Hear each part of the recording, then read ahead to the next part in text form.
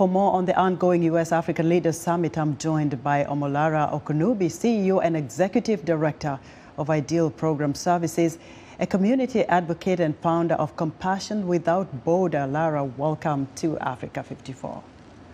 Thank you. I'm glad to be here. First of all, your reaction to what we just heard from the Africans there, Zimbabwe, Tanzania, and Ethiopia. Yes, it's exciting. All of those issues they mentioned, they're in line. But I'm also here representing my organization, NAPAC, Nigerian American Public Affairs Committee. And NAPAC would like to see that the Biden administration introduce or fund,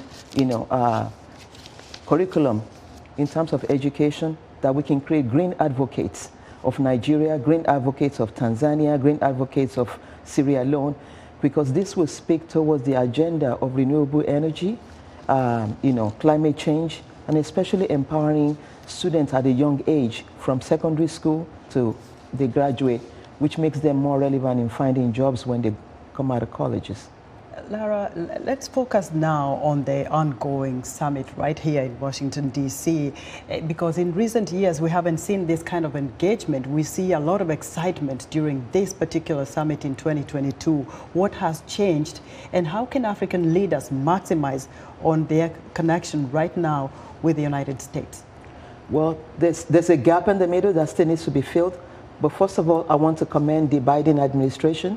However, the information is still fragmented, so is the outreach. It's not enough, because in the middle, the diasporans are not involved.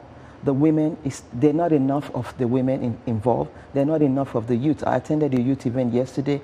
There were hardly any youth there.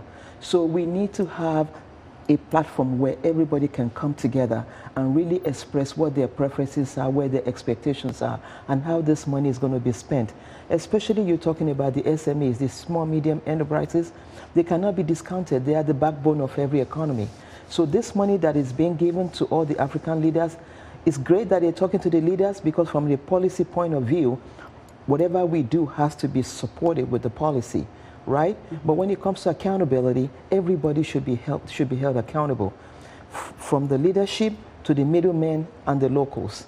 But we are trying to create a fusion between those of us in diaspora and all the other people that are resident in various countries in Africa, whether Nigeria, Zimbabwe, South Africa, Sierra Leone, Kenya, until we create that fusion. And technology has been very helpful for all of us. So there's no limit to where we can connect, but everybody needs to be at the table.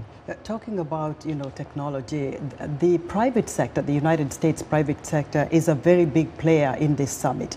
And they are going to be engaging these leaders. What do you think the African leaders should be looking forward to seal the kind of deals that are going to be relevant for the continent?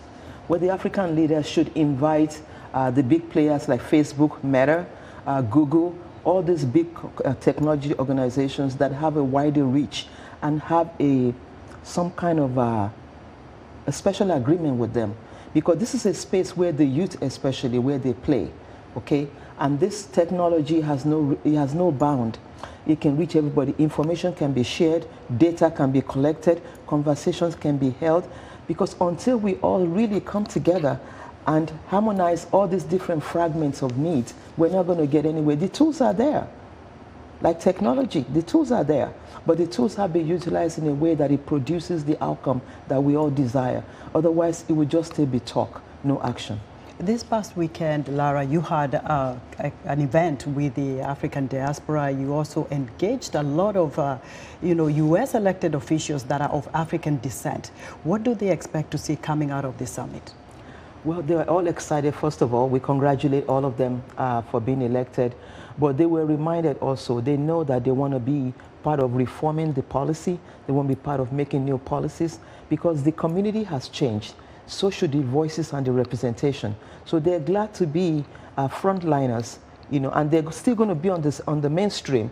We're not looking at them as African leaders. No, they are leaders for all, wherever they play. So they're looking to be part of reviewing the policies, reforming it to make sure that it aligns with the new demographics that we have. So they're excited to really have their voices heard and make sure that the preferences of every American is addressed. So Hedy just spoke about the $55 billion that the National Security Advisor Jake Sullivan spoke about the commitment the U.S. is making to spend $55 billion in the next 3 years in Africa. What do you think should be priority for Africa right now? If you think about 3 things that they should use this money for, what would those be? Well, the lowest hanging fruit is food. So food insecurity is number 1, followed by security issues, and then, of course, technology. These 3 are key, but I don't know where to put climate change because that's also evolving. There are so many areas. There's also securitization of bonds. There's diaspora investment. There's so many things. And, we don't need to probably pitch one over the other. They're all important. And $55 billion is a lot of money. Again, I want to applaud the Biden administration for taking leadership in the financial space. There are so many. For us at NAPAC, capacity development hinges over all of these areas.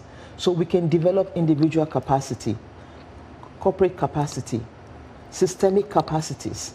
Without capacity development, we're just going to be playing, ring around the collar.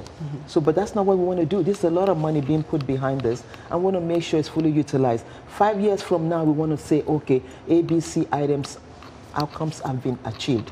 And that's where we need to go. And what about the proposal that President Biden is talking about, including Africa on the G20, Absolutely. Absolutely. It's about time. Absolutely. And beyond that also, diaspora needs to be another category. I know that the African Development and United Nations have done that, but in the Biden administration, diaspora needs to be another category when these leadership summits are held. Right.